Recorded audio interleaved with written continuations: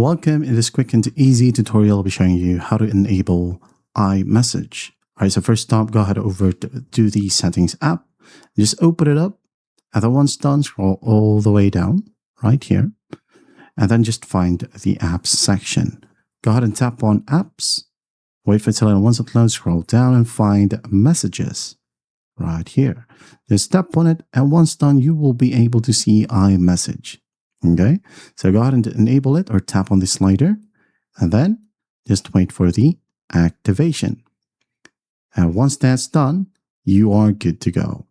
If you have set up your Apple device with multiple addresses, such as your phone number, your iCloud, and the email, it will be automatically listed in here. If not, you can tap on it.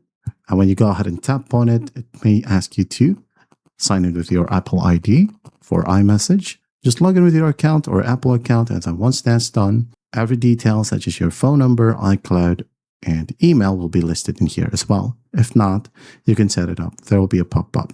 All right? And that's how easy it is to enable iMessage